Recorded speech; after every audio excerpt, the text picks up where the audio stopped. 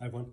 So I did a post on how to get more from the absorption of your Qigong practice when you practice with your teacher, when you practice your sessions yourself, and then when you're training internal Kung Fu for the sessions you do to develop your body and develop the skills, and also when you're practicing internal Kung Fu with your teacher too, how to absorb more and understand more each session.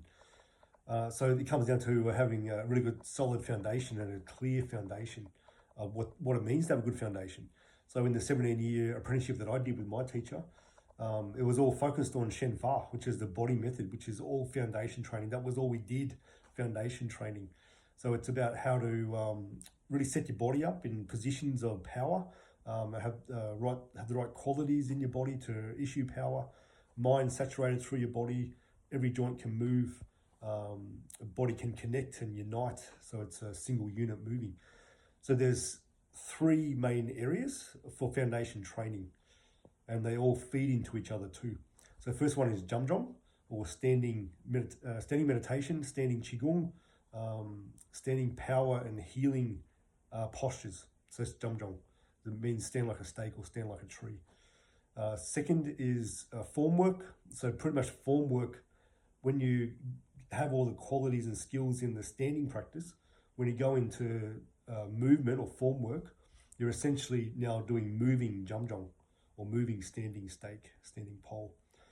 So that's adding that dimension. So everything you carry from the standing practice, it's like you're learning A, B, C, D there. Then you go into the form work and you're learning A, B, C, D and sentences, where to put in full stops, just like writing a good story. Okay. Then the third level is the push hands.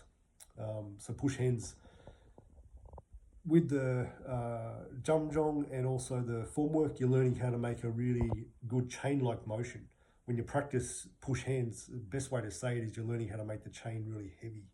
So it's easy, pretty much easy to make chain-like motions. So you just have to watch rap dancers and people doing ticking and all that sort of stuff. And dancers, they can make their body move. They make the body undulate like a wave, like a chain-like motion.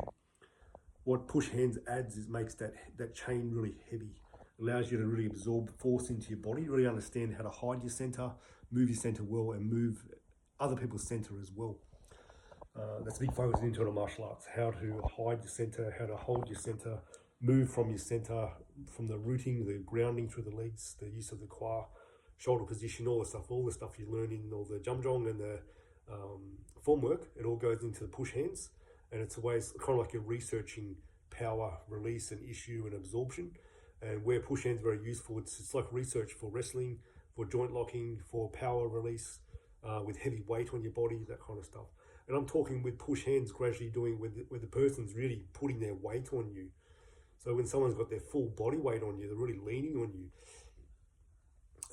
Whether it's a teacher highly skilled in push hands who's giving you the right amount of force to help build your body, or someone who's just unskilled and just putting all their weight on you, not knowing that they can just lose their center very quick. Can you, when you've got someone's full body weight on you, can you still issue power? That's what push hands is aiming to do. So it's in that realm of developing that impulse momentum. So they're really important aspects. So as part of the form work too, we're looking at the loosening practices.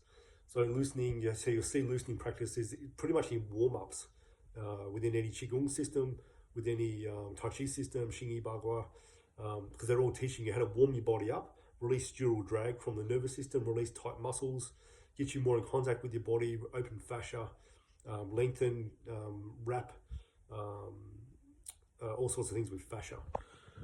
So some really good methods for that part, which is the first part, that opening loosening phase, is the Baduan Jin, really, really effective.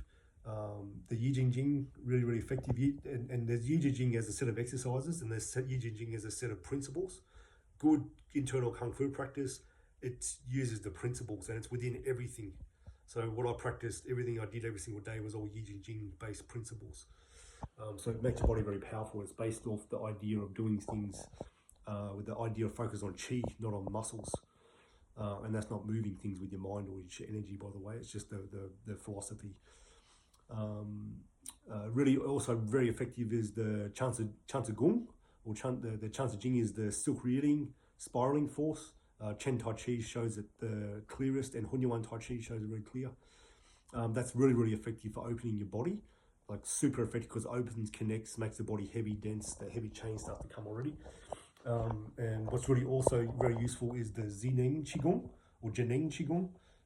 It's a form of self-healing Qigong, particularly their second form, the mind-body form.